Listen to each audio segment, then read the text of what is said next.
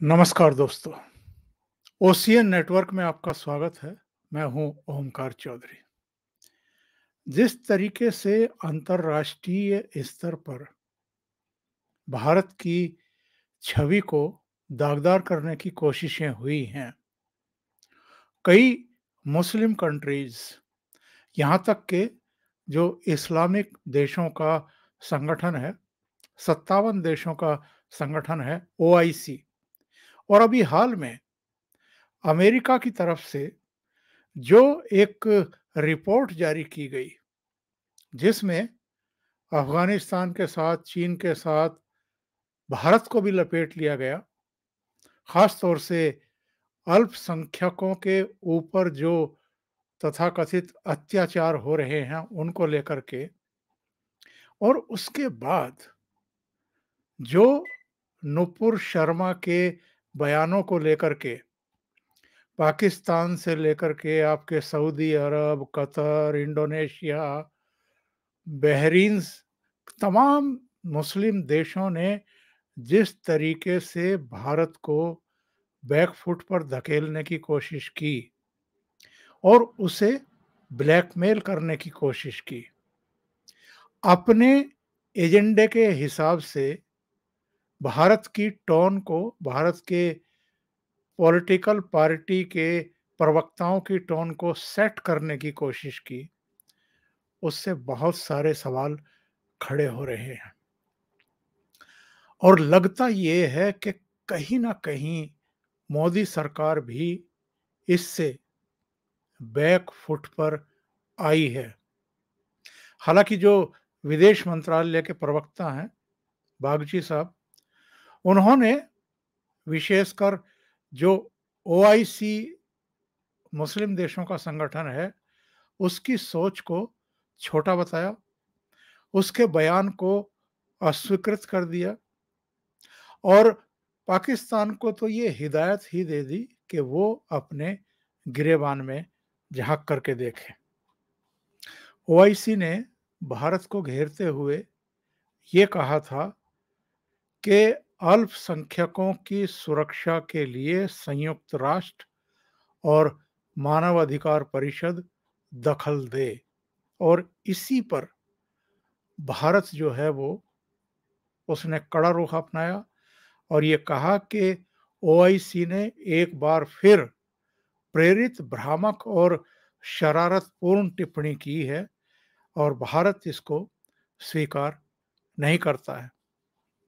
लेकिन OIC, Qatar, तुर्की, मिस्र, ये ऐसा एक इनका जुंटा है, इसमें पाकिस्तान भी शामिल है, जो कश्मीर को लेकर के इधर बयानबाजी करता रहा है।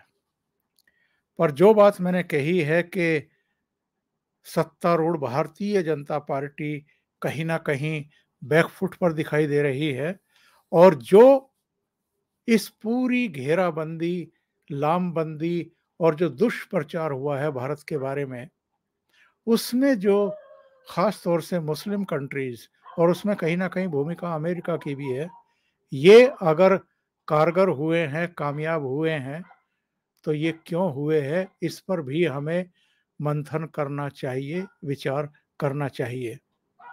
और भारतीय जनता पार्टी अगर थोड़ा बैकफुट पर दिखाई दे रही है, तो मैं इसलिए कह रहा हूँ कि उसने मंगलवार को अपने प्रवक्ताओं के लिए कुछ गाइडलाइंस जारी कर दी। उनके लिए एक लक्ष्मण रेखा खींच दी।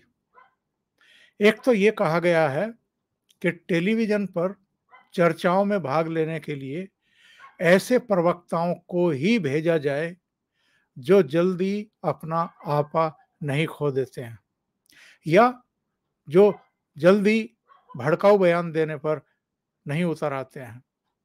दूसरे, जो दिल्ली भारतीय जनता पार्टी के प्रवक्ता हैं, उनको सलाह दी गई है कि आप केवल और केवल दिल्ली के बारे में ही बयान देंगे। जो राष्ट्रीय समस्याएं हैं, ज्ञानवापी से लेकर के तमाम दूसरे मुद्दे हैं, उन पर आप बयान नहीं देंगे, ना मीडिया में, ना सोशल मीडिया में। दूसरे, ये कहा गया है कि जिस तरह का वातावरण पिछले दिनों क्रिएट हुआ और भारतीय जनता पार्टी के प्रवक्ता भी इसमें शामिल हो गए, उकसावे में शामिल हो गए, भड़काऊ बयान देने में शामिल हो गए, उन्होंने भी लक्ष्मण रेखा क्रॉस की। इससे जो मोदी के नेतृत्व में सरकार चल रही है, केंद्र सरकार, 8 साल उसने पूरे किए। उन 8 साल की जो उपलब्धियां हैं, जो विकास योजनाएं हैं, उनको भारतीय जनता पार्टी के हर स्तर के नेताओं को, कार्यकर्ताओं को, सांसदों को, मंत्रियों को और विधायकों को कहा गया था कि पब्लिक के बीच लेकर के जाएं, तो वो चीजें पीछे रह गई और ये विवाद अनावश्यक रूप से ज्यादा प्रभावी हो गए। तो मोटे तौर पर भारतीय जनता पार्टी ने ये कह दिया कि खास तौर से जो हिंदू मुस्लिम के मुद्दे हैं, जो संवेदनशील मुद्दे हैं, उन पर वो बयानबाजी नहीं करेंगे और जो भी सीनियर प्रवक्ता हैं, जो आम तौर पर आपा नहीं खोते हैं, टेलीविज़न चैनलों की जो बहस है, उनमें वही शामिल होंगे। आज आपने देखा होगा, मोस्टली चैनलों पर भारतीय जनता पार्टी के प्रवक्ता दिखाई नहीं दिए हैं। कम से कम मैं रिपब्लिक टीवी के बारे में तो कह ही सकता हूँ। प्राइम टाइम मैं अर्णब गोस्वामी का देख रहा था, वहाँ भारतीय जनता पार्टी का कोई प्रवक्ता मुझे दिखाई नहीं दिया। पर यहाँ कुछ सवाल खड़े हो रहे हैं। एक सवाल तो यही खड़ा हो गया है कि क्या भारतीय जनता पार्टी का नेतृत्व पिछले 1.5-2 महीने से, जब से ये ज्ञान वापी का मामला चल रहा है, तब से क्या आंख मूंद करके बैठा हुआ था? दूसरे लोग भी भड़काऊ बयान दे रहे थे, भारतीय जनता पार्टी के भी जो प्रवक्ता हैं वो उनका जवाब दे रहे थे, उसी तरीके से जवाब दे रहे थे। तब ये रोक क्यों नहीं लगाई गई? क्या तभी ये नींद से जागे जब इस्लामिक कंट्रीज ने, खास तौर से खाड़ी के देशों ने बवाल खड़ा कर दिया, हमारे राजदूतों को बुला करके उनसे जवाब तलबी करनी शुरू कर दी? ये एक बड़ा प्रश्न है। और समय समय पर क्या सांप्रदायिक मुद्दों पर पार्टी अपने विचार व्यक्त नहीं करती रही है? और क्या रणनीतिक तौर पर भी जब जब चुनाव आते हैं तब कुछ मुद्दों को हवा नहीं दी जाती है? वोटों का ध्रुवीकरण करने के लिए, चुनावी लाभ लेने के लिए तमाम बातें हैं जिनके खुलासे कई बार सार्वजनिक तौर पर नहीं किए जाते हैं। लेकिन चाहे भारत प्रधानमंत्री मोदी क्यों ना हो, चाहे उत्तर प्रदेश के मुख्यमंत्री योगी आदित्यनाथ क्यों ना हो, या गृह मंत्री अमित शाह क्यों ना हो, जेपी नड्डा से लेकर के तमाम जो लीडरशिप है, वो तमाम संवेदनशील मुद्दों पर बोलती ही रही है। कश्मीर में भी, पाकिस्तान पर भी और जो तमाम दूसरे चेहरे हैं उन पर भी, जब अखिलेश यादव उत्तर प्रदेश में कुछ संवेदनशील मुद्दे उठा रहे थे, जिन्ना से लेकर के तमाम दूसरे, तब भी भारतीय जनता पार्टी ने बराबर का जवाब दिया। उससे भी टेंशन क्रिएट हुई है और जाहिर है चुनाव में एक ध्रुवीकरण का माहौल बना है, जिसका आरोप कुछ विपक्षी दल लगाते रहे हैं भारतीय जनता पार्टी पर।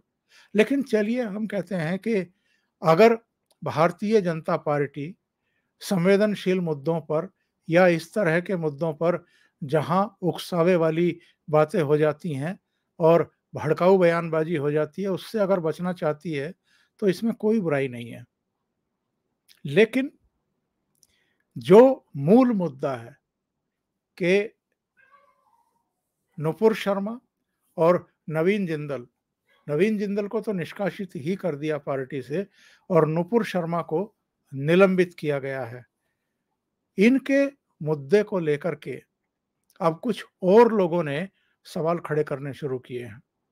जैसे नीदरलैंड के सांसद हैं, उन्होंने ये गिर्ड बिल्डर्स इन्होंने ये कहा है कि साहब ये बहुत हास्यास्पद है कि अरब और इस्लामिक देश भारतीय नेता नुपुर शर्मा के पैगंबर के बारे में सच बताने पर भड़के हुए हैं।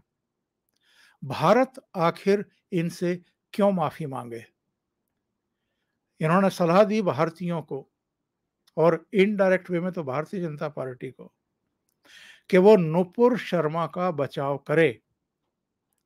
उन्होंने कहा कि तुष्टीकरण कभी काम नहीं करता, ये चीजों को और ज्यादा खराब कर देता है। इसलिए भारत के मेरे मित्रों, आप मुस्लिम देशों की धमकी में ना आए, आजादी के लिए खड़े हों और अपनी नेता नुपुर शर्मा के बचाव में गर्व महसूस करें। और ये उन्होंने ये भी बताया कि उनको भी धमकियां मिल रही हैं कि आप ऐसा क्यों कह रहे हैं, लेकिन उन्होंने कहा कि मैं इस तरह की धमकियों से नहीं डरता। खास तौर से पाकिस्तान का और तुर्की का उन्होंने जिक्र किया कि वहां से उनको सच बोलने की वजह से धमकियां मिल रही हैं। एक और चेहरा नुपुर शर्मा के बचाव में और पक्ष में खड़ा हुआ है। गुजरात के पूर्व पुलिस अफसर डीजी बंजारा, और आपको पता है कि ये एटीएस के प्रमुख रहे हैं। उनको गिरफ्तार कराया गया था कि फर्जी मुठभेड़ की गई है और बाद में वो उससे बरी हुए थे। उनका कहना ये है कि नुपुर शर्मा का बयान ऐतिहासिक और धार्मिक रूप से सच है, इसलिए इस पर किसी भी तरह की कानूनी या राजनीतिक कार्रवाई नहीं हो सकती, वो भी ऐसे वक्त जब जिहादी उसे मौत और बलात्कार की धमकियां दे रहे हैं। उन्होंने कहा कि ये कायरतापूर्ण कारनामा है और भारत के सम्मान की रक्षा के लिए सभी हिंदुओं को उनका साथ देना चाहिए। तारिक फतेह, जाने माने लेखक और टीवी के जाने पहचाने चेहरे, वो भी नूपुर के पक्ष में आए हैं और उन्होंने कहा कि ये जो इस्लामिक जिहादी नूपुर को धमकी दे रहे हैं, पुलिस को नूपुर को, उनके परिवार को पूरी सुरक्षा देनी चाहिए। दूसरे, उन्होंने ये भी कहा कि लोग हिंदुओं के देवी देवताओं का मजाक उड़ाते हैं, उस पर कोई नहीं बोलता, लेकिन नूपुर ने कुछ बोल दिया तो उसके लिए इतना बखेड़ा खड़ा कर दिया गया। उन्होंने कहा कि नाइजीरिया में एक मुसलमान ने चर्च में लोगों को मार डाला और किसी की हिम्मत नहीं हुई कि वो इस बात को उठा सके। और ये अकेले तीन चेहरे नहीं हैं। जानी मानी फिल्म अभिनेत्री कंगना रनौत का एक बयान आया है और उन्होंने कहा है कि नूपुर को अपनी बात सबके सामने रखने का पूरा हक है, लेकिन इसके लिए उनको धमकियां मिल रही हैं, जान से मारने की, बलात्कार की। सबने उन्हें अपना टारगेट बना लिया है। जब हिंदू भगवानों का अपमान किया जाता है तो हम न्याय के लिए कोर्ट का दरवाजा खटखटाते हैं और ये सबके लिए होना चाहिए। अपने आप को डॉन समझने की कोशिश ना करें।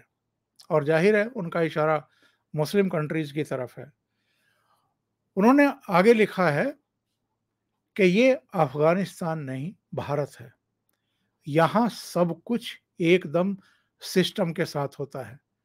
यहाँ एक अच्छी सरकार है जिसे लोकतंत्र की प्रक्रिया के तहत चुना गया है और ये बातें उन लोगों के लिए है जो इस बात को शायद भूल गए हैं।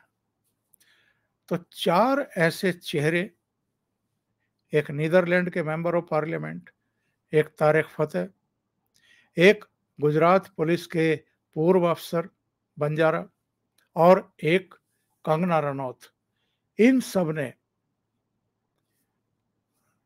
नुपुर शर्मा का बचाव किया है और एक तरीके से डायरेक्ट इनडायरेक्ट वे में भारतीय जनता पार्टी को भी नसीहत दी है कि जिस समय आपको नुपुर के साथ खड़े होना चाहिए था, उस समय आप उसको निलंबित कर रहे हैं, शायद किसी को खुश करने के लिए। एक दो खबरें और हैं, वो भी मैं आखिर में बता देता हूं। एक तो ज्ञानवापी सर्वे का आदेश देने वाले जज जो एसीजेएम हैं, रवि कुमार, उनको मंगलवार को एक धमकी भरा पत्र मिला और इसके बाद उन्होंने जिला प्रशासन को इसकी जानकारी दी है। उनकी सुरक्षा में फोर्स लगाई गई है। दूसरे, अलकायदा ने एक चिट्ठी जारी की है और ये बहुत खतरनाक है। भारत सरकार को, जो हमारी सुरक्षा एजेंसियां हैं, जो रॉ है और जो आईबी के अधिकारी हैं, तमाम दूसरे हमारे सुरक्षा के दस्ते हैं, उनके अधिकारियों को भी इसे बहुत सीरियसली लेना चाहिए, क्योंकि जो लोग भारत को इसी जगह ला करके खड़ा करना चाहते थे, वो तो अपना खेल कर चुके हैं, भड़का करके लोगों को। और ये भड़काने में विदेशी ताकतें भी हैं, हमारे देश के भीतर बैठे हुए सियासतदां भी हैं, जो विदेशों में जाकर के बहुत गलत सलत बयानबाजी करते हैं और भारत के खिलाफ माहौल बनाने की कोशिश कर रहे हैं, क्योंकि लोगों ने तो इन लोगों को ठुकरा दिया है। इनके पैरों के नीचे से राजनीतिक जमीन निकल चुकी है, लोगों का भरोसा इनसे उठ चुका है। तो इनको लगता है कि अगर हमें शासन करने का मौका नहीं दे रही है पब्लिक, तो जिनको दे रही है उनको भी हम आराम से सत्ता नहीं चलाने देंगे, सरकार नहीं चलाने देंगे। तो तरह तरह की मुश्किलें ये समय समय पर पेश करते रहे हैं। लेकिन अलकायदा ने जो कहा है वो बहुत गंभीर मसला है। अलकायदा ने कहा है कि हम उन लोगों को मार देंगे जो हमारे पैगंबर का अपमान करते हैं, और हम अपने शरीर और अपने बच्चों के शरीर के साथ विस्फोटक बांधेंगे ताकि उन लोगों को उड़ा सकें जो हमारे पैगंबर का अपमान करने की हिम्मत करते हैं। उन्हें कोई माफ़ी या क्षमादान नहीं मिलेगा, कोई शांति और सुरक्षा उन्हें नहीं बचाएगी। उन्हें न तो अपने घरों में और ना ही अपने गढ़वाली सेना की छावनियों में शरण मिलेगी।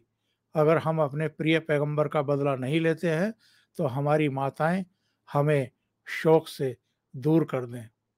और इस धमकी में ये कहा गया है कि अब दिल्ली, बम्बई, यूपी और गुजरात में ऐसे लोग उन्होंने एक शब्द का यूज किया है, भगवा आतंकी।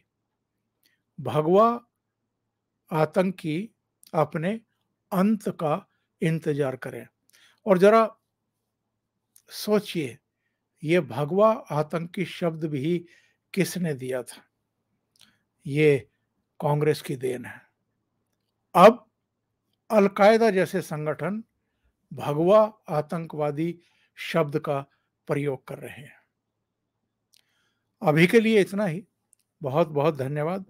अगर आपको ये चैनल और इसके कंटेंट पसंद आ रहे हैं तो लाइक करें, कमेंट करें, वीडियो को शेयर भी करें। अभी तक अगर आपने ये चैनल सब्सक्राइब नहीं किया है या इसको ज्वाइन नहीं किया है तो आप निःशुल्क सब्सक्राइब कर सकते हैं, मामूली शुल्क देकर के ज्वाइन कर सकते हैं। साथ में लगे बेल आइकॉन को दबाना ना भूलें ताकि आगे आने वाले वीडियो और उनके नोटिफिकेशन आप तक पहुंचते रहें। बहुत बहुत धन्यवाद। नमस्कार।